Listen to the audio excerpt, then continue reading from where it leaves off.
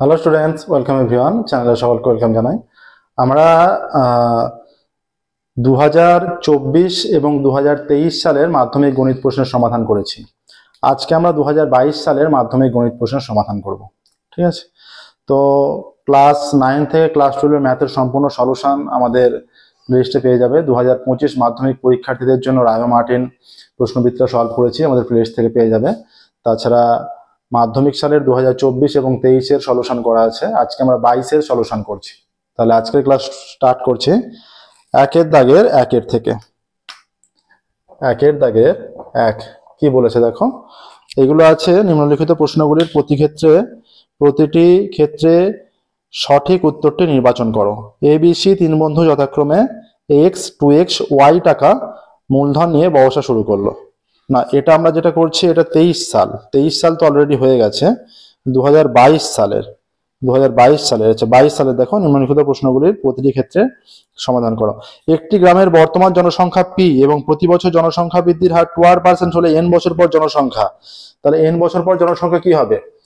P into 1 plus 2R by 100 তারপর n, এতজন হবে n বছর পর জনসংখ্যা। ওখানে আর এইটা কেটে গিয়ে আর 100 কেটে গিয়ে তাহলে হয়ে যাচ্ছে answer P into 1 plus R by 50 to the power n।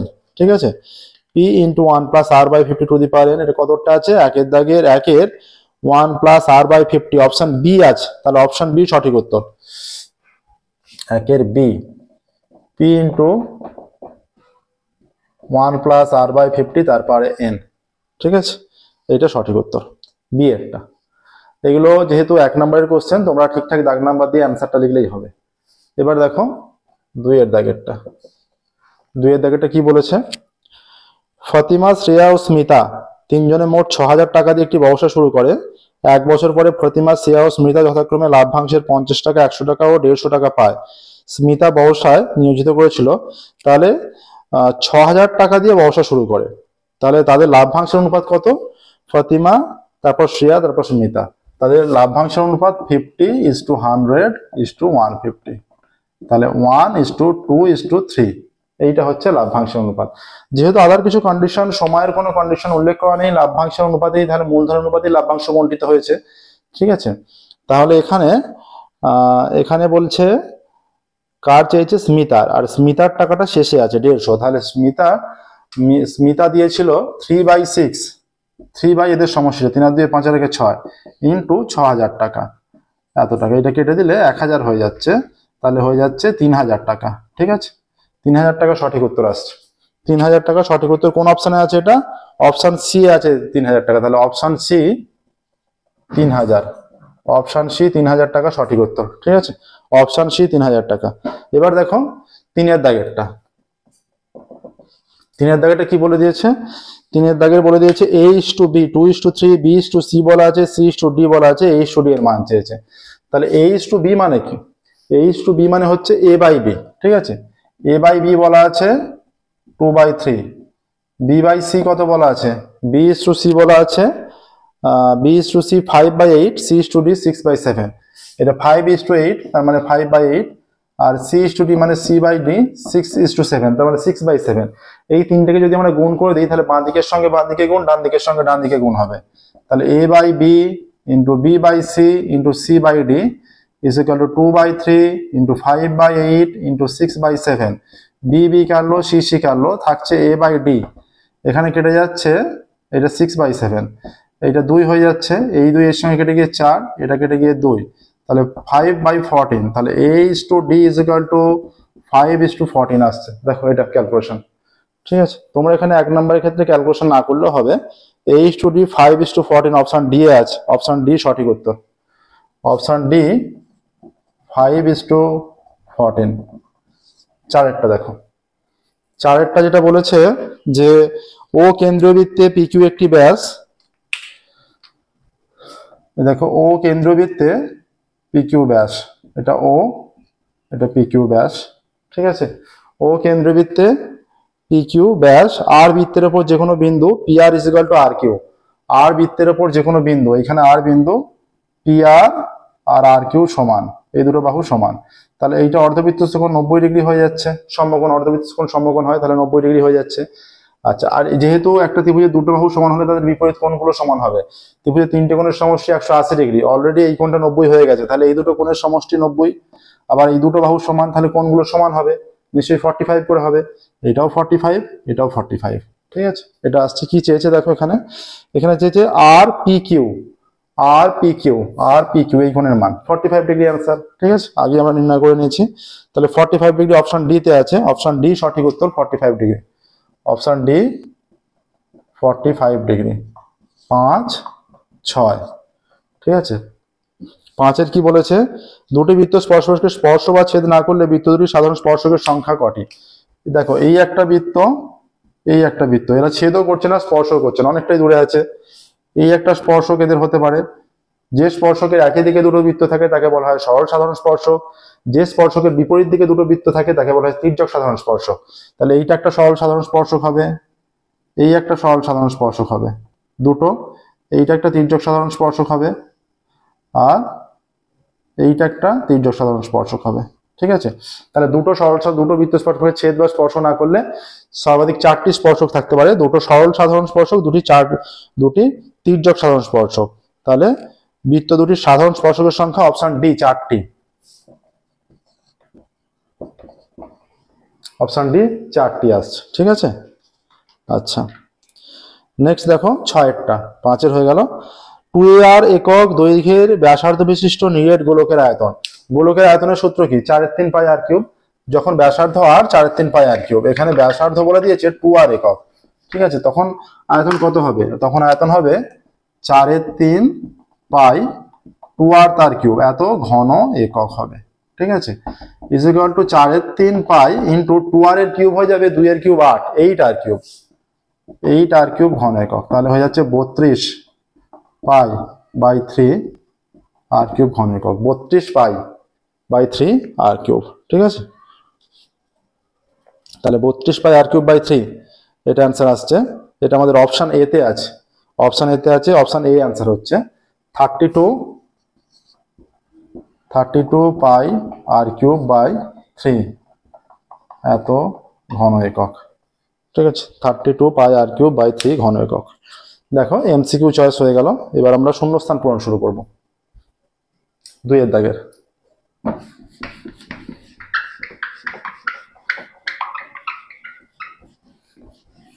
যে সমস্ত অঙ্ক আমরা করছি তার মধ্যে যে সমস্ত অঙ্ক অসুবিধা থাকবে তোমাদের বুঝতে, সেগুলো অবশ্যই কমেন্টে জানাবে, আমরা সেগুলো পুনরায় আলোচনা করব।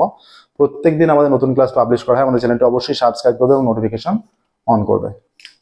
2-এর দাগের দেখো, 2-এর দাগের 1-এরটা কি বলেছে? 2-এর দাগের 1-এ বার্ষিক চক্রবৃদ্ধি সুদের হার 8% এবং প্রথম বছরের মূলধন পি টাকা হলে দ্বিতীয় বছরের মূলধন, তাহলে প্রথম বছরের মূলধন চক্রবৃদ্ধি সুদের ক্ষেত্রে প্রথম বছরের মূলধন পি টাকা হলে প্রথম বছরের শেষে যেটা সুদ আসলে পাচ্ছে সেটাই দ্বিতীয় বছরের মূলধন, সেটা হয়ে যাবে P into 1 plus R by 100। সুদের হার কত বলেছে? 8%, তাহলে দ্বিতীয় বছরের মূলধন হবে শূন্যস্থানে P into 1 plus R by 100 তারপরে 1 এত টাকা, মানে এই টাকাটাই হচ্ছে পার 1 মানে সেটাই, ঠিক আছে। P into 1 plus R by 100, তাহলে এটা লসাগু করে নিতে পারো, লসাগু করে নিলে এইটা রাখলেও হবে, পাওয়ার 1 এটা না রাখলেও হবে, তাহলে এটাও রাখতে পারো, বা is equal two P into এটা 100 লসাগু, এটা 100 প্লাস আর এটা লসাগুটা করে নিলে এত টাকা, পাওয়ারে কিছু নেই মানে 1 আছে, ঠিক আছে, এত টাকা হয়ে যাচ্ছে P into 100 plus R by 100, ঠিক আছে, এত টাকা শূন্যস্থানে।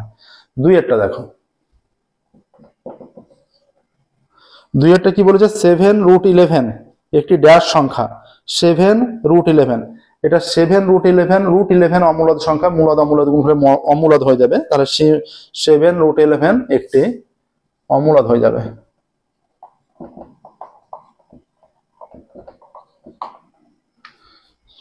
সেভেন মূলদ সংখ্যা, √11 অমূলদ সংখ্যা, তাহলে এদের গুণফলে মূলদ অমূলদ গুণফলে অমূলদ সংখ্যা হয়ে যাচ্ছে, ঠিক আছে। আচ্ছা, নেক্সট দেখো, একটি গোলকের ব্যাসার্ধ আর আয়তন ভি হলে ভি প্রপোর্শনাল, তাহলে ভি ইজ ইকুয়াল টু কত হয়? ব্যাসার্ধ আর হলে আয়তন ভি হলে V is equal to 4/3 pi R cube হয়, এই 4/3 ধ্রুবক, পাইও ধ্রুবক, তাহলে ভি প্রপোর্শনাল আর কিউব হয়ে যাচ্ছে, ভি প্রপোর্শনাল আর কিউব, তাহলে শূন্যস্থানে 3-এর দাগেরটা এটা আর কিউব হয়ে যাবে, ঠিক আছে, ভি প্রপোর্শনাল শূন্যস্থানে আর কিউব। দুটি ত্রিভুজ সদৃশ হবে যদি তাদের অনুরূপ বাহুগুলি সমানুপাতি হয়, অনুরূপ কোণগুলি সমান এবং অনুরূপ বাহুগুলি সমানুপাতি হলে ত্রিভুজগুলি সদৃশ হয়। তাহলে এখানে শূন্যস্থানে অনুরূপ বাহুগুলি খেয়াল রাখবে, অনুরূপ বাহুগুলি সমানুপাতি এবং অনুরূপ কোণগুলি সমান, কোণগুলির ক্ষেত্রে সমান আর বাহুগুলি সমানুপাতি। তাহলে এখানে শূন্যস্থানে সমানুপাতি হতে হবে, সমানুপাতি। 5 দেখো বলেছে যে একটি চতুর্ভুজের বিপরীত কোণ দ্বয় পরস্পর সম্পূরক হলে চতুর্ভুজের শীর্ষবিন্দুগুলি, চতুর্ভুজ এটা একটা চতুর্ভুজ, এর বিপরীত কোণ দ্বয় পরস্পর সম্পূরক হলে মানে এইটার সমষ্টি 180, এইটার সমষ্টি 180 হলে সেটা সমবৃত্তস্থ, অলওয়েজ সমবৃত্তস্থ হলেই তাদের বিপরীত শীর্ষবিন্দুগুলির সমষ্টি 180 ডিগ্রি হয়, তাহলে সমবৃত্তস্থ হবে। ঠিক আছে, এটা হয়ে যাচ্ছে সমবৃত্তস্থ। 6 দেখো কি বলেছে, 6 বলে দিয়েছে যে সমকোণী চৌকোণের দৈর্ঘ্য প্রস্থ উচ্চতা সমান হলে সেই বিশেষ ঘনবস্তুর নাম নরমালি হয় আয়তঘন, কিন্তু দৈর্ঘ্য প্রস্থ উচ্চতা আলাদা আলাদা হয়ে গেলে, কিন্তু যদি সমান হয়ে যায় সেটা ঘনক হয়ে যায়, সেই বিশেষ ঘনবস্তুর নাম ঘনক। ঠিক আছে, দেখো 2 দাগের সমস্ত কমপ্লিট হলো। এবার 3 দাগে যাব, যেগুলো সত্য মিথ্যা নির্বাচন। 3 দাগে সত্য মিথ্যা নির্বাচন শুরু করব।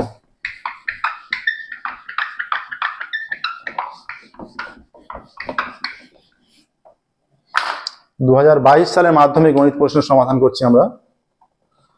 3 দাগের দেখো, এটা 3 দাগের 1 দাগের 2 দাগের হয়ে গেছে, 3 দাগে শুরু করছি। সত্য মিথ্যা। অংশীদারি ব্যবসায় কমপক্ষে 3 জন লোকের দরকার। অংশীদারি কারবারের যে অঙ্কগুলো, তার প্রথম দিকের অঙ্কগুলো দেখবে যে 2 জন নিয়ে অঙ্ক হয়, 2 জন নিয়ে অংশীদারি কারবার হয়, কিন্তু এখানে কমপক্ষে 3 জন বলা আছে, তাহলে অবশ্যই এটা মিথ্যা হবে। ঠিক আছে, একটা মিথ্যা হয়ে যাচ্ছে।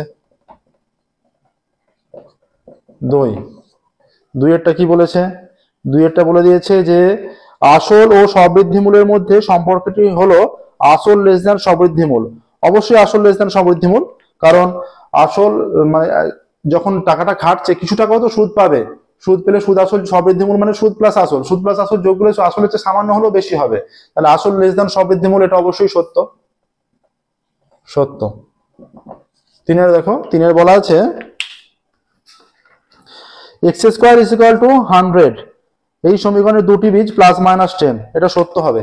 এই যে x² = 100, এটা তাহলে x রুট করলে উভয় দিকে প্লাস মাইনাস হয়, বা এইভাবেও করতে পারো, x² = 100 হলে এইটা একটা প্রসেস, তাহলে x² - 100 = 0, এইটা একটা হলো, তাহলে x² - 10² = 0, তাহলে a + b R a - b সূত্র প্রয়োগ করলে এবার দুটোকে, এইটাকে 0 করলে x -10 হচ্ছে, আর এইটাকে 0 করলে x +10 হচ্ছে, দুটো অ্যান্সার, x +10 -10। ঠিক আছে, এইটাকে 0 করলে x + 10 0, তাহলে x -10, আর এটাকে 0 করলে x - 10 0, x +10, তাহলে x +-10, দুটো উত্তর। ঠিক আছে, এখানে বীজ যেহেতু x² হাইয়েস্ট পাওয়ার 2, দুটো অ্যান্সার আসবে, তাহলে +-10 এটাই বলা আছে, তাহলে যে বক্তব্যটা দেয়া আছে যে এখানে সত্য, +-10 সত্য হবে। 4 দেখো, 4 বলে দিয়েছে a ও b ব্যস্তভেদে থাকলে a/b ধ্রুবক হয়। তাহলে a ও b ব্যস্তভেদ মানে কি, a proportional 1/b, তার মানে a = k/b, k অশূন্য ভেদ ধ্রুবক।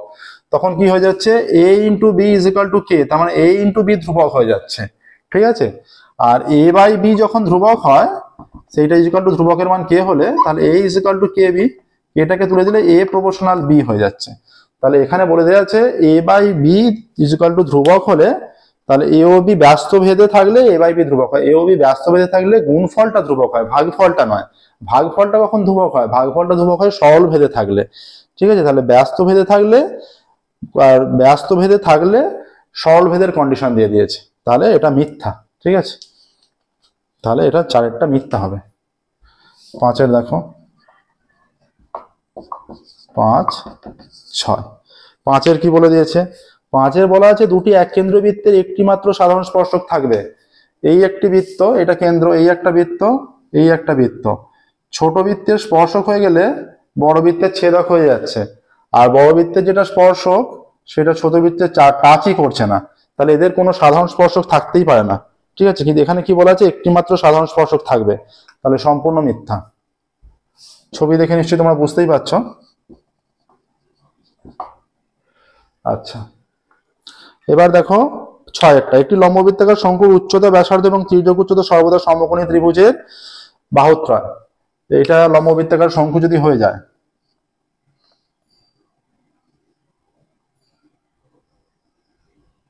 এটা ব্যাসার্ধ, এটা উচ্চতা, এটা তির্যক উচ্চতা, এরা সর্বদা সমকোণী হয়। সেই কারণেই অতিভুজ স্কয়ার ইজ ইকুয়াল টু লম্ব স্কয়ার প্লাস ভূমি স্কয়ার, মানে L square is equal to এইটা এল, এইটা এইচ আর এটা আর, সেই জন্য L square is equal to R square plus H square হয়।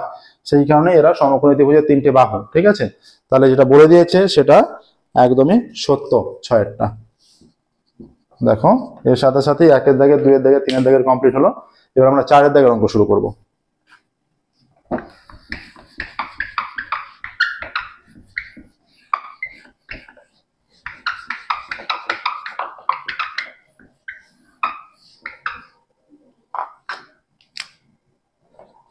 চারের দাগের এক থেকে শুরু করছি। দেখো চারের দাগের একে বলে দিয়েছে বার্ষিক সুদ আসলে 1/16 অংশ হলে 8 মাসে 690 টাকা সুদ কত?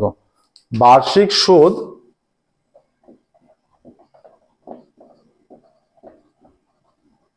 আসলের 1/16 অংশ, ধরি আসল ইজ ইকুয়াল টু পি টাকা, অতএব সুদ কত?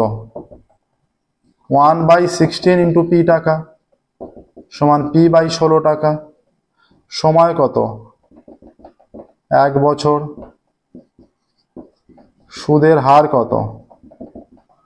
r%। ধরে নিচ্ছি আমরা এটা।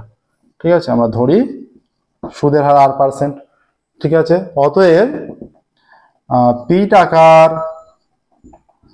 r% সুদের হারে, বার্ষিক সুদের হারে, r% বার্ষিক সুদের হারে, বার্ষিক সুদের হারে 1 বছরের সুদ সমান কত হবে? p ইন্টু r ইন্টু 1/100 এত টাকা সমান PR/100 টাকা। এইটা আমরা সুদটা নির্ণয় করছি, আবার এইটাই সুদ বলে দেয়া আছে। তাহলে শর্তানুসারে এই দুটো মান সমান হবে। অতএব শর্তানুসারে PR/100 is equal two p/16। p কেটে গেল, অতএব r ইজ ইকুয়াল টু 100/16। অতএব r ইজ ইকুয়াল টু 4 দিয়ে কাটলে 25/4 আসছে। অতএব সুদের হার, বার্ষিক সুদের হার 25/4%।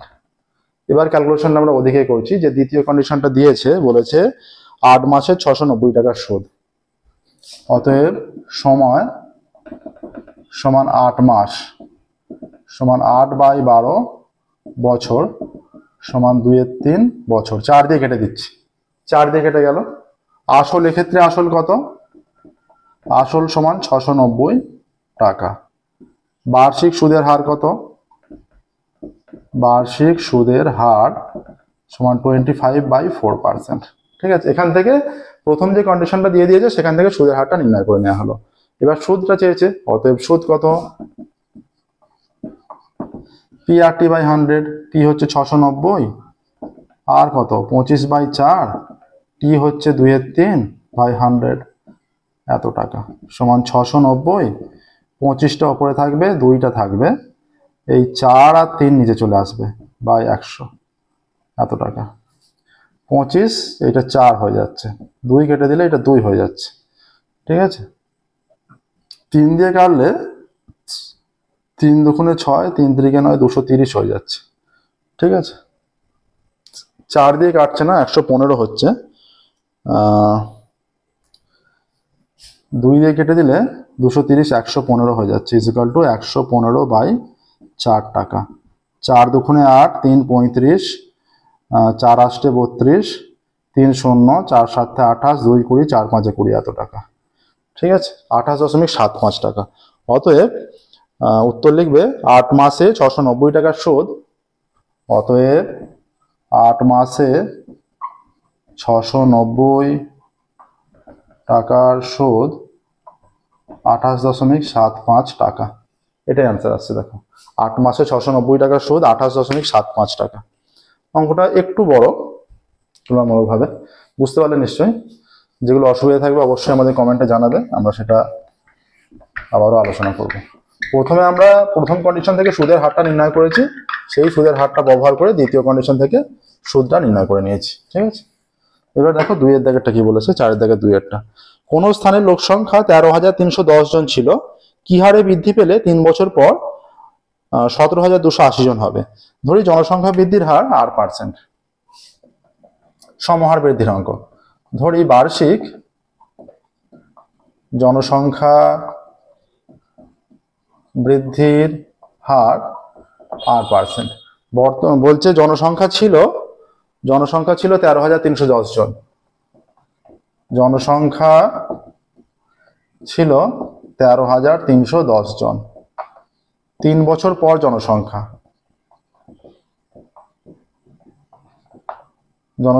17,280 জন, তাই তো? 17,280 জন। অতএব এটা সমহার বৃদ্ধির অঙ্ক হলে অতএব R% বৃদ্ধির হারে 3 বছর পর জনসংখ্যা হবে, যদি সমহারে বৃদ্ধি পায়, সমান 13,310 জন ছিল 1 প্লাস R/100 তারপরে 3 এতজন। ঠিক আছে, তাহলে এইটা হচ্ছে, আবার এইটা বলা আছে, তাহলে দুটো মান নিশ্চয়ই সমান। অতএব শর্তানুসারে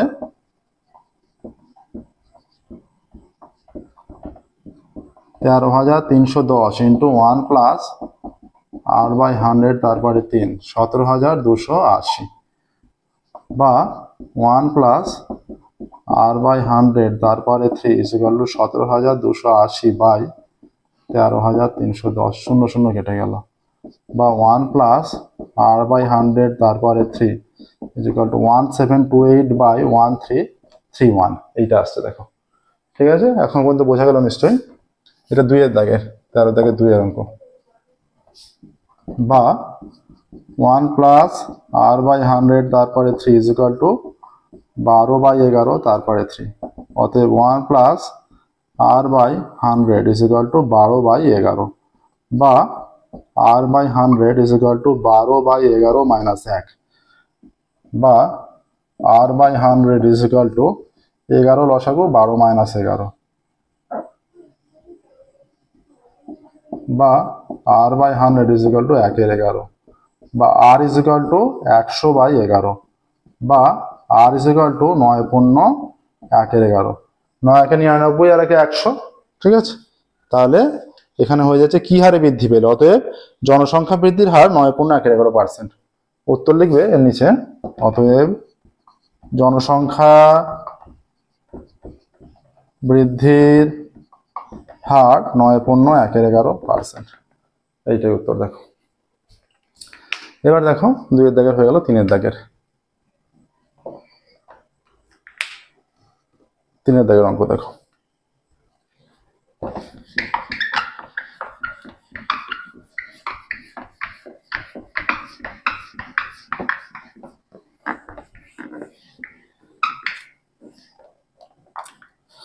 তিনের দাগের কি বলেছে? কোন ব্যবসায় এ বি ও সি এর মূলধন যথাক্রমে 1/x = 1/y 1/z, ব্যবসার শেষে z টাকা ক্ষতি হয়েছে, সি এর ক্ষতির পরিমাণ। এ বি ও সি এর মূলধনের অনুপাত এ বি ও সি এর মূলধনের অনুপাত ইকুয়াল টু দেয়া আছে 1/x = 1/y 1/z equal to 1/x = 1/y 1/z। XYZ তিনটা লসাগু আমরা যদি XYZ দিয়ে গুণ করি, একে XX কেটে গিয়ে YZ পড়ে থাকবে। একে তিনটাকে আমরা গুণ করতে পারি, যেহেতু এটা অনুপাত। মাঝেরটাকে গুণ করলে YY কেটে গিয়ে XZ পড়ে থাকছে, শেষেরটাকে গুণ করলে XY পড়ে থাকছে। এটা তাদের মূলধন অনুপাত। আমরা ভগ্নাংশ থেকে সরল আকারে সাজিয়ে নিলাম। ঠিক আছে, আচ্ছা, বলছে বছরের শেষে Z টাকা ক্ষতি হয়েছে। বছরের শেষে ক্ষতি হয়েছে সমান Z টাকা। বছরের শেষে ক্ষতি হয়েছে সমান Z টাকা। অতএব সি এর ক্ষতির পরিমাণ, অতএব সি এর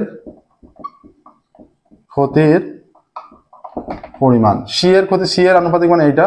তাহলে X Y by YZ plus XZ plus XY into Z, এত টাকা হবে।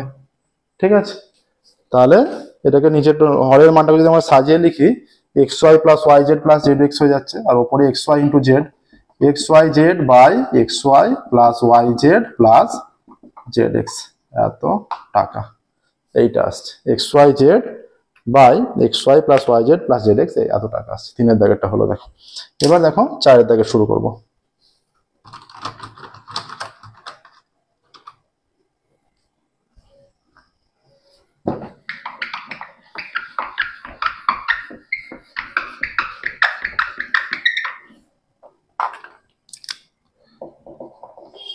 চার দাগের অঙ্ক কি বলেছে দেখি। 7x² - 66x + 27 সমীকরণটির বীজদ্বয়ের যোগফল ও গুণফলের অনুপাত। 7x² - 66x + 27 = 0। এই সমীকরণে দুটো বীজ যে কোনো আলফা বিটা হতেই পারে। 7x² - 66x + 27 = 0। অতএব এই সমীকরণের বীজদ্বয়ের যোগফলের মান কত হয়? ফর্মুলা হচ্ছে -b/a, এখানে মাইনাস বি এর মান হচ্ছে -66 বাই এ হচ্ছে 7, তাহলে মাইনাসে মাসে প্লাস 66/7, এটা হচ্ছে বীজদ্বয়ের যোগফলের মান। অতএব বীজদ্বয়ের গুণফলের মান, বীজদ্বয়ের গুণফলের মান কত হবে? c/a = 27/7, ঠিক আছে। অতএব বীজদ্বয়ের যোগফল ও গুণফলের অনুপাত কি চেয়েছে? বীজদ্বয়ের যোগফল ও গুণফলের অনুপাত। অতএব বীজদ্বয়ের যোগফল ইসটু বীজদ্বয়ের গুণফল = 66/7 = 27/7। 7 দিয়ে গুণ করলে 66:27 হয়ে যাচ্ছে। 3 দিয়ে ভাগ করলে 22:9 চলে আসছে, ঠিক আছে। 22:9। অতএব বীজদ্বয়ের যোগফল ও গুণফলের অনুপাত 22:9। অতএব বীজদ্বয়ের যোগফল ও গুণফলের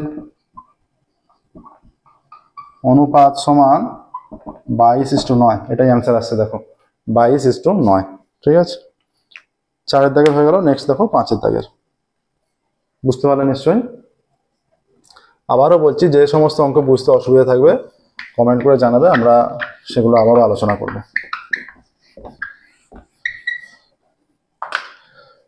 5 দাগেরটা, 5 দাগের অঙ্ক দেখো। 5 দাগের কি বলেছে? হরের করনিরসন করো। হরের করনিরসন করতে বলেছে। 12/√15 - 3 আছে। 12/√15 - 3 এটা দেয়া আছে, ঠিক আছে। এর করনিরসন করতে হবে। আমরা কি করব? এটা 12 আছে, তো এটা √15 + 3 দিয়ে গুণ করে দিচ্ছি উপর নিচে। এটা √15 - 3, এটা √15 + 3, তাহলে কি হয়ে যাচ্ছে? 12 × √15 + 3, এটা a - b × a + b, a² - b² এর সূত্র। এটা √15 তার স্কয়ার - 3 এর স্কয়ার। এটা 12 × √15 + 3, √15 স্কয়ার 15 - 3 এর স্কয়ার 9, এটা হয়ে যাচ্ছে 12 × √15 + 3 বাই 15 - 9 6, 6 দুগুণে 12 হয়ে যাচ্ছে। তাহলে 2 × √15 + 3, এটা ব্র্যাকেট। দেখো হরের করনিরসন হয়ে গেল। উত্তর আসে 2 × √15 + 3। এটাই করতে হবে, ঠিক আছে। সহজ অঙ্ক দিয়েছে। এবার দেখো 5 পর 6।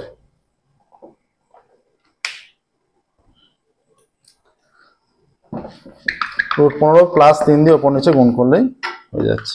নেক্সট দেখো আছে 6টা। ও কেন্দ্রীয় একটি বৃত্তের ব্যাসার্ধের দৈর্ঘ্য 13 সেমি এবং এবি একটি জ্যা এর দৈর্ঘ্য 10 সেমি। ও বিন্দু থেকে এবি জ্যায়ের দূরত্ব।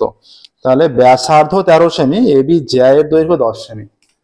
এইটা মনে করো ও কেন্দ্রবৃত্ত, ব্যাসার্ধ 13 আর জ্যাটা 10। তোমরা জ্যাটা নিশ্চয়ই অনেকটা দূরে আছে। এটা ব্যাসার্ধ 13, ও কেন্দ্রবৃত্ত, ঠিক আছে। বলা আছে ও কেন্দ্রবৃত্তে ব্যাসার্ধ 13 সেমি, এবি জ্যা 10 সেমি। এটা এবি জ্যা, এটা এ বি, সি আমরা লম্ব অঙ্কন করেছি। ও কেন্দ্রবৃত্তে ব্যাসার্ধ 13 সেমি, এবং এবি জায়ের দৈর্ঘ্য 10 সেমি।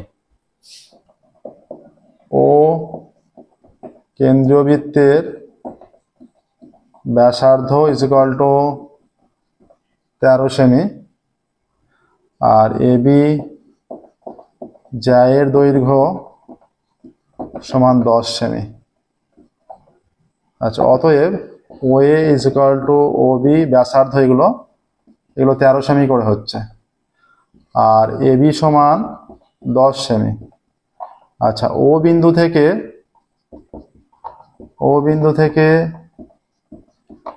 এ বি জায়ের উপর ওসি লম্ব অঙ্কন করা হলো।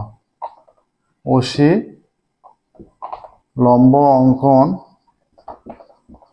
করা হলো।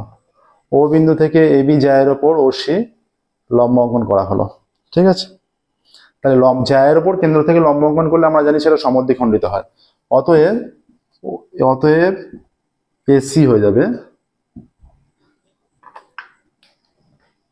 AC is equal to BC is equal to 5 সেমি হয়ে যাবে। তাহলে অতএব ত্রিভুজ এ ও সি সমকোণী ত্রিভুজ থেকে পাই, সমকোণী ত্রিভুজ থেকে পাই, এটা একটা সমকোণী ত্রিভুজ হয়ে যাচ্ছে, সেই সমকোণী ত্রিভুজ থেকে পাচ্ছি। অতএব ত্রিভুজ এ ও সি এর সমকোণী ত্রিভুজ থেকে পাই বললেই হবে। কি পাচ্ছি আমরা? ওসি স্কোয়ার লম্ব স্কোয়ার প্লাস ভূমি স্কোয়ার ইজ ইকুয়াল টু অতিভুজ স্কোয়ার, বা ওসি স্কোয়ার প্লাস এইটা এসি হচ্ছে 5 square is equal to 13 square, বা OC square plus 25 is equal to 169, বা OC square is equal to 169 minus 25, বা OC square is equal to 144। অতএব OC is equal to plus minus 12, অতএব OC is equal two 12। ঠিক আছে, ওসিটাই হচ্ছে ও বিন্দু থেকে এবি জায়ের দূরত্ব, তাহলে এটা লিখলেই হবে। অতএব কি বলেছে? ও বিন্দু থেকে এবি জায়ের দূরত্ব কত? অতএব ও বিন্দু থেকে এবি জায়ের দূরত্ব 12 সেমি। অতএব ও বিন্দু থেকে এবি জায়ের দূরত্ব 12 সেমি। ও বিন্দু থেকে এবি জায়ের দূরত্ব 12 সেমি আসছে। 6 হয়ে গেল, 7 দেখো, এটা সহজ অঙ্ক ছিল। এই টাইপের অঙ্ক তোমাদের বৃত্ত সম্পর্কিত যে উপপাদ্য আছে তার অনুশীলনের প্রথম দিকেই আছে, তোমাদের বইয়ে অঙ্ক আছে। ঠিক আছে, 6 অঙ্ক দেখো কি বলেছে। 6 অঙ্ক বলে দিয়েছে, আচ্ছা এইটা তো 6 হয়ে গেল। 7 এওবি বৃত্তের ব্যাস যার কেন্দ্র ও, সি বৃত্তের উপর যে কোনো বিন্দু ও বেশি 60 ডিগ্রি।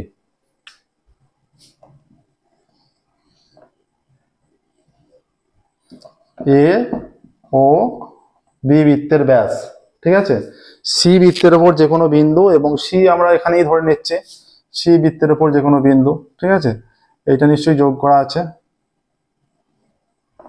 এটা সি কোণটা অর্ধবৃত্ত কোণ, দেখতেই পাচ্ছ অর্ধবৃত্ত কোণ সমকোণ, তার মানে এ সি বি 90 ডিগ্রি। ঠিক আছে, আচ্ছা ও বি সি 60, ও বি সি এই কোণটা 60 ডিগ্রি। ঠিক আছে, ও বি সি 60 বলেছে। ও সি এর মান কত? ও সি এ এই কোণটার মান চেয়েছে। ও কেন্দ্রবৃত্তে ও বি ব্যাস, ও কেন্দ্রীয় বৃত্তে ও বি ব্যাস, সি বৃত্তের ওপর যে কোনো বিন্দু, সি বৃত্তের ওপর যে কোনো বিন্দু, সি বৃত্তের ওপর যে কোনো বিন্দু। আচ্ছা, অতএব কোণ এ সি বি অর্ধবৃত্তস্থ কোণ, এটা উল্লেখ করে দিই আমরা, অর্ধবৃত্তস্থ কোণ। অতএব কোণ A C B is equal to 90 degree হয়ে যাচ্ছে। কি প্রদত্ত আছে? প্রদত্ত কোণ O B C is equal to 60 degree. তাহলে ত্রিভুজ, এই ত্রিভুজটা চলে যায় বিওসি তে, বিওসি এর, অতএব ত্রিভুজ বিওসি এর, দেখো এইটা হচ্ছে 60 ডিগ্রি, তাহলে এইটা হচ্ছে এর বিপরীত কোণ, আর এইটাও ব্যাসার্ধ, তাহলে এর বিপরীত কোণ এইটাও 60 ডিগ্রি হবে, কারণ একটা ত্রিভুজের দুটো বাহু সমান হলে তাদের বিপরীত কোণগুলো সমান হয়। ত্রিভুজ বিওসি এর ওবি সমান ওসি, কারণ একই বৃত্তের ব্যাসার্ধ, এরা একই বৃত্তের ব্যাসার্ধ। তাহলে ওবি এর বিপরীত কোণ কত? অতএব ওবি এর বাহুর বিপরীত কোণ ও সি বি, ও সি এর বিপরীত কোণ ওবিসি, ওবিসি সমান 60 ডিগ্রি হয়ে যাচ্ছে, কারণ এইটা 60 তার সঙ্গে এইটা সমান, দুটোই 60 ডিগ্রি। এবার সম্পূর্ণ কোণটা হচ্ছে 90 ডিগ্রি, সেখান থেকে বিয়োগ করলেই পাবো। অতএব কোণ ও সি এ সমান কোণ এসিবি মাইনাস ও সিবি। এসিবি থেকে ওসিবি বিয়োগ করলেই পেয়ে যাচ্ছি এসিবিটা 90 ডিগ্রি মাইনাস ও সিবি হয়ে যাচ্ছে 60 degree, is equal two 30 degree. Answer চলে আসছে দেখো, ও সি এ কোণের মান 30 ডিগ্রি। অতএব কোণ ও সি এ এর মান, অতএব কোণ ও সি এ এর মান 30 ডিগ্রি আসছে। কোণ ও সি এ এর মান 30 ডিগ্রি। দেখো 7 হলো, বুঝতে পারলে নিশ্চয়ই, সহজ অঙ্ক ছিল এটা, কিন্তু 8 অঙ্ক। এবার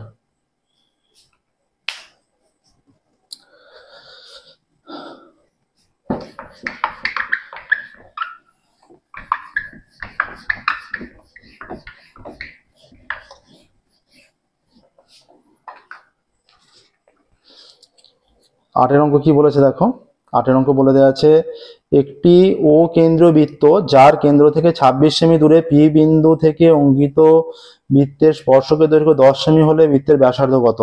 ও কেন্দ্রীয় বৃত্ত যার কেন্দ্র থেকে 26 সেমি দূরে পি বিন্দু, এটা মনে করো ও কেন্দ্রীয় বৃত্ত যার কেন্দ্র থেকে 26 সেমি দূরে পি বিন্দু, এটা ও বিন্দু, ঠিক আছে। ও কেন্দ্রীয় বৃত্ত থেকে 26 সেমি দূরে পি বিন্দু। এবার ওই বিন্দু থেকে স্পর্শকের দৈর্ঘ্য 10 সেমি,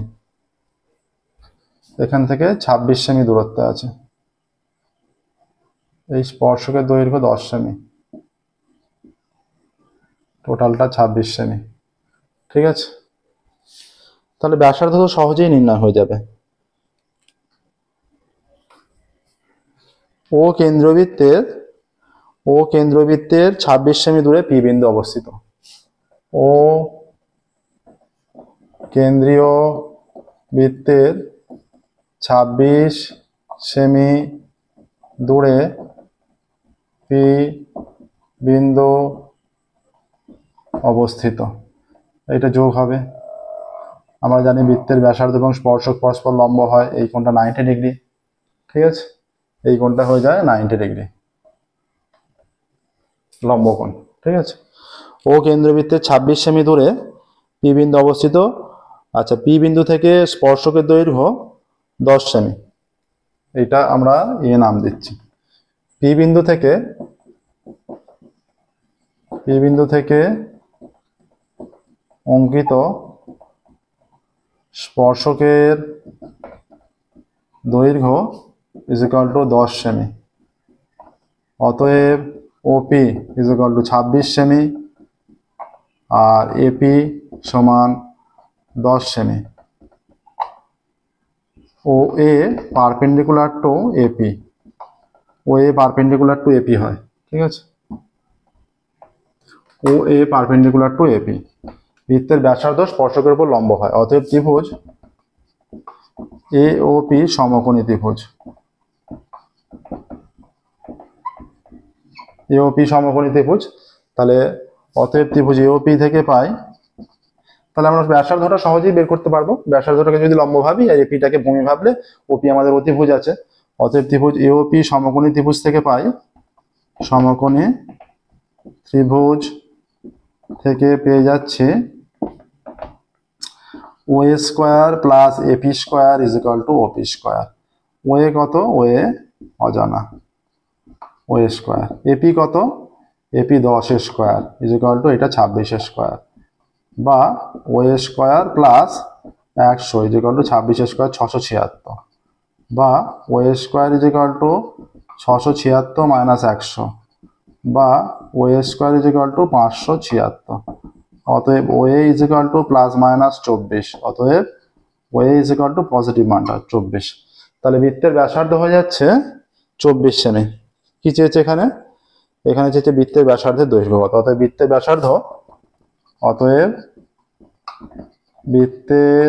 ব্যাসার্ধ 24 সেমি এইটা আসছে দেখো, বৃত্তের ব্যাসার্ধ 24 সেমি।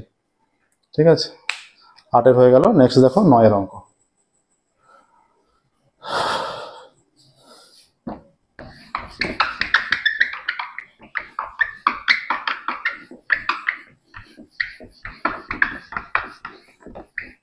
সালের কোশ্চেন আমরা সলভ করতে শুরু করেছি। তোমাদের এবারে দেখবে রায় মার্টিন প্রশ্নবিদ্যায় আমরা এটা 22 সালের প্রশ্ন সলভ করছি। 21 সালে কিন্তু মাধ্যমিক হয়নি। ঠিক আছে, তাহলে এরপর আমরা 20, 17 থেকে দেওয়া আছে দেখবে, 20, 19, 18, 17 এই 4টে সালের কোশ্চেন সলভ বাকি আছে। সেই 4টে সালের কোশ্চেন সলভ আমরা করে নেবো। ঠিক আছে, তার অ্যান্সার গুলো আমাদের প্লেলিস্ট থেকে তোমরা পেয়ে যাবে।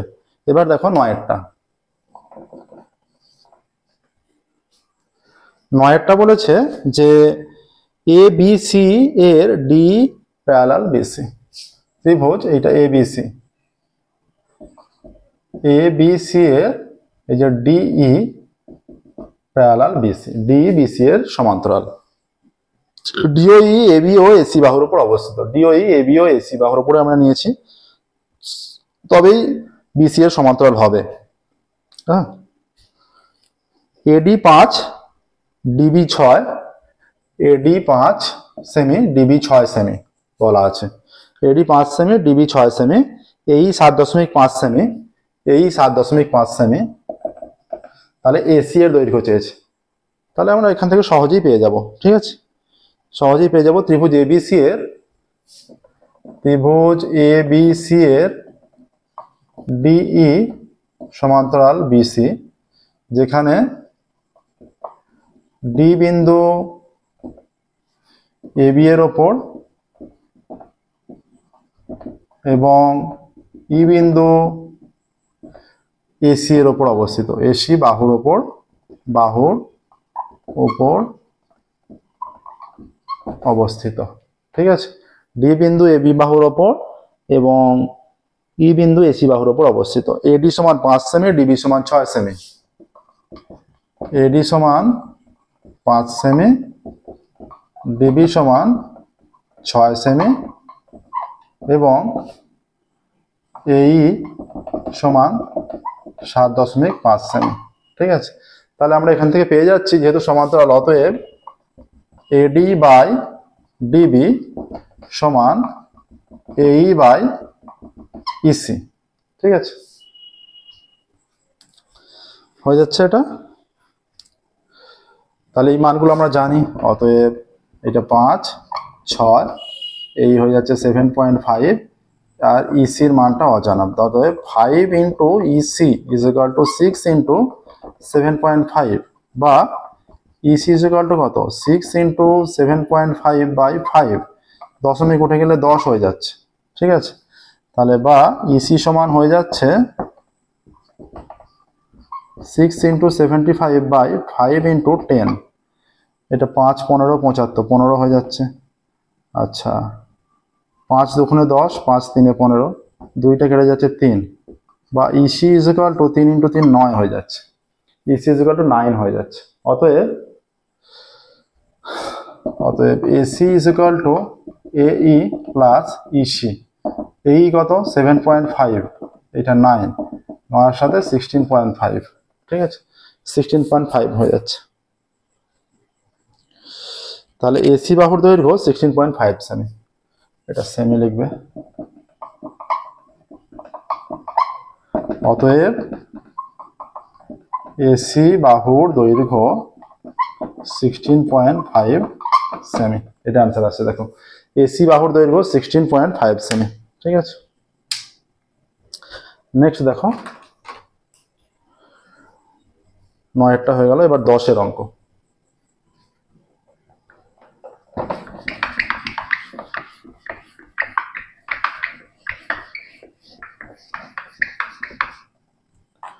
দশের অঙ্ক কি বলেছে? 10এর অঙ্ক বলে দেওয়া আছে, আচ্ছা এইটাই আমাদের 9-এর। এবার 10এর অঙ্ক, দুটি লম্ববৃত্তাকার চোঙের উচ্চতার অনুপাত 1:2, ভূমির পরিধির অনুপাত 3:4, আয়তনের অনুপাত। লম্ববৃত্তাকার চোঙের উচ্চতার অনুপাত,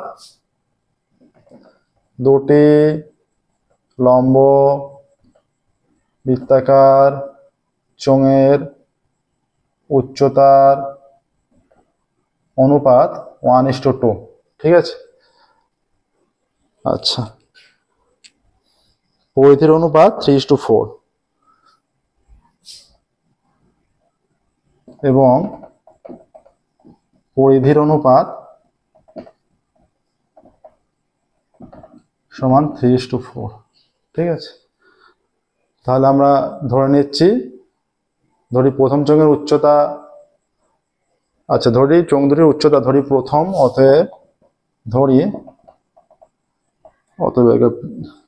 ধরে দিচ্ছি, অতএব দেওয়ার দরকার নেই। ধরি প্রথম চোঙের উচ্চতা ইজ ইকুয়াল টু h একক এবং দ্বিতীয় চোঙের উচ্চতা ইজ ইকুয়াল টু 2h একক। প্রথম চোঙের উচ্চতা আমরা ধরলাম h একক, দ্বিতীয় চোঙের উচ্চতা 2h একক। আচ্ছা, পরিধির অনুপাত, পরিধি মানে ধরি প্রথম চোঙের ব্যাসার্ধ r1 একক এবং দ্বিতীয় চোঙের ব্যাসার্ধ সমান r2 একক। অতএব প্রথম চোঙের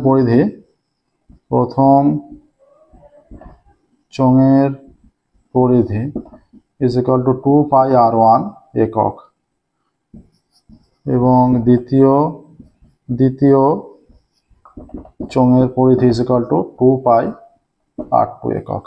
ঠিক আছে, অতএব শর্তানুসারে 2πr1 is to 2πr2 is equal to 3:4 বা 2πr1 by 2πr2 is equal to 3/4। অতএব r1 by r2 কত হয়ে যাচ্ছে? 3/4 হয়ে যাচ্ছে। এই মানটা আমাদের কাজে লাগবে। ঠিক আছে, অতএব চোঙ দুটির আয়তনের অনুপাত, তাহলে πr²h হয়। অতএব চোঙ দুটির আয়তনের অনুপাত কত হবে? প্রথম চোঙের আয়তন হচ্ছে পাই, আমরা প্রথম চোঙের ব্যাসার্ধ r1 ধরে নিয়েছি, তাহলে πr1²h, এর h এর মান হচ্ছে ht, আর দ্বিতীয় চোঙের πr2², আচ্ছা আমরা ধরে নিচ্ছি, ধরি r1 is equal two 3r এবং 3r একক এবং r2 is equal two 4r একক, এটা ধরে নিলাম। ঠিক আছে, r দিয়ে ধরে নিলাম, যেখানে r not equal to 0।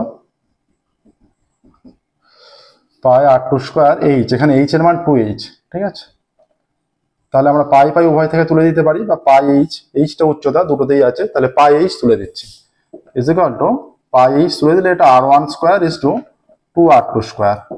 r1 এর মান কত? r1 এর মান 3r, তাহলে 3r তার square is to 2 into 4r তার square is equal to 9r² is to 2 into 16r² is equal to r² তুলে দিলে 9:32। চোঙ দুটির আয়তনের অনুপাত চলে আসছে, দেখো এখানে অ্যান্সার চলে আসছে 9:32, এটাই অ্যান্সার হবে। চোঙ দুটির আয়তন আমরা একবারে উত্তরের হিসাবে লিখে দিয়েছি। ঠিক আছে, দেখো এইভাবে করবে। এটা আরেকটু শর্টেও করা যাবে, তোমরা চাইলে আরেকটু শর্টেও করতে পারো। 2 নম্বরের অঙ্ক 11টা এবার, কিন্তু এমন ভাবে করবে যেন ক্যালকুলেশনটা বোঝা যায়, যেন 2 পাও, সেইভাবে করবে। ঠিক আছে, কোনোরকম অতিরিক্ত শর্ট করে করতে যাবে না, যেখানে 2টা ডের করে দেয় সেই রকম করতে যাবে না।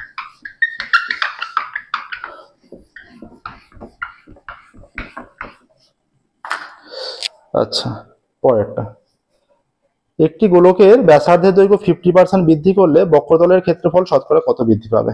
গোলকের অঙ্ক দিয়ে দিয়েছে। গোলকের বক্রতলের ক্ষেত্রফল হচ্ছে 4πr², আর গোলকের ব্যাসার্ধ 50% বৃদ্ধি করা হবে। আচ্ছা, গোলকের ব্যাসার্ধ r একক, ধরি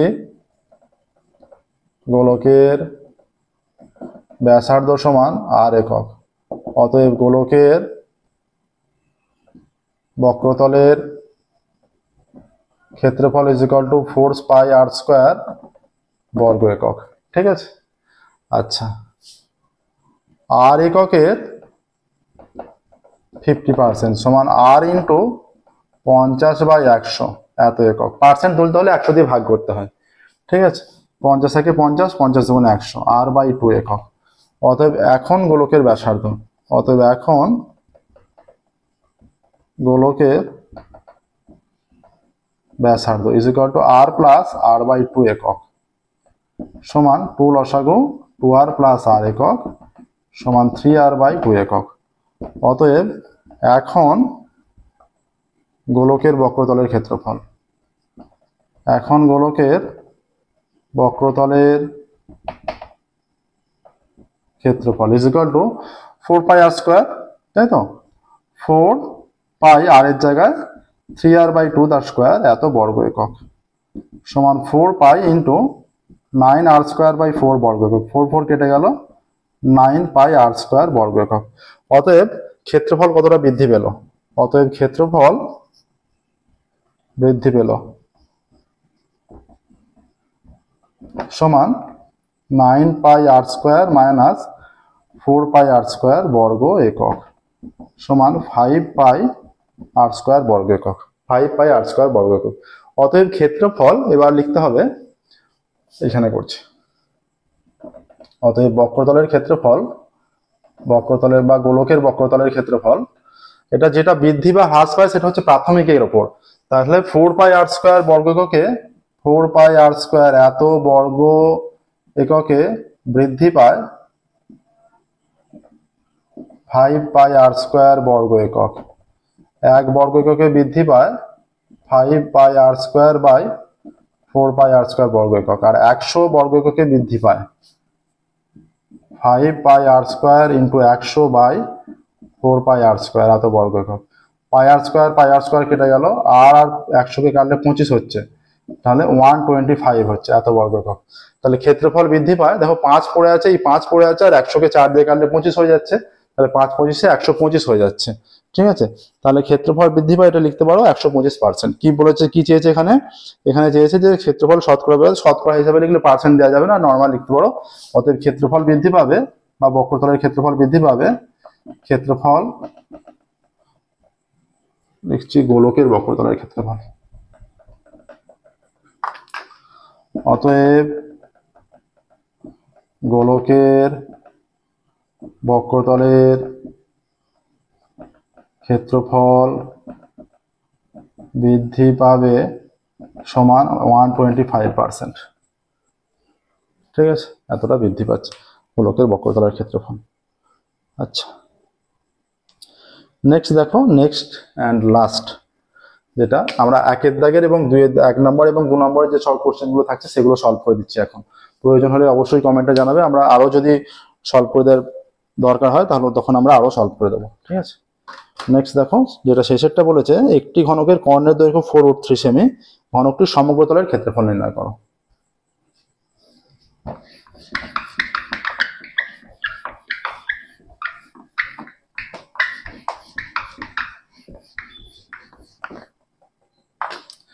দেওয়া আছে ঘনকের কর্ণের দৈর্ঘ্য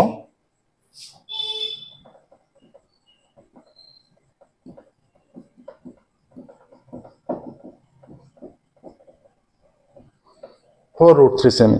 আচ্ছা, বর্গক্ষেত্রের কর্ণের দৈর্ঘ্য যেমন √2 ইন্টু বাহু হয়, ঘনকের কর্ণের দৈর্ঘ্য √3 ইন্টু বাহু। বর্গক্ষেত্রে কর্ণ জানা থাকলে বাহু বের করার জন্য √2 দিয়ে ভাগ করতে হয়, ঘনকের ক্ষেত্রে কর্ণ জানা থাকলে বাহু বের করার জন্য √3 দিয়ে ভাগ করতে হয়। অতএব ঘনকের বাহুর দৈর্ঘ্য, ঘনকের বাহুর দৈর্ঘ্য ইজ ইকুয়াল টু 4√3/√3 এত semi is equal two 4 semi, ঠিক আছে। 4 সেমি হয়ে যাচ্ছে। অতএব ঘনকের সমগ্রতলের ক্ষেত্রফল, সমগ্রতলের ক্ষেত্রফল চেয়েছে তো, অতএব ঘনকের সমগ্রতলের ক্ষেত্রফল 6a², 6 ইন্টু 4² বর্গ semi is equal two 6 into 4 4 16 বর্গ সেমি সমান 96 বর্গ সেমি। এটাই অ্যান্সার চলে আসছে, দেখো। অতএব ঘনকের সমগ্রতলের ক্ষেত্রফল স্টেটমেন্ট একটা লিখেও দিতে পারো, বা এইটা রাখলেও হবে, বা লিখে দিচ্ছি। অতএব ঘনকের সমগ্রতলের ক্ষেত্রফল 96 বর্গ সেমি। দেখো কমপ্লিট হলো। এর সাথে সাথেই আমাদের 2022 সালের যে শর্ট কোশ্চেন গুলো ছিল সেগুলো কমপ্লিট হয়ে গেল। যদি বড় কোশ্চেন সলভ করা দরকার হয় অবশ্যই জানাবে, আমরা অন্য একটা ক্লাসে বড় কোশ্চেন গুলো সলভ করে দেবো। তাহলে আজকের ক্লাস আমরা এখানেই স্টপ করবো। ফিরবো পরবর্তী ক্লাসে 2021 সালে মাধ্যমিক হয়নি, 2020 সালের কোশ্চেন সলভ করবো। Okay, thank you very much everyone.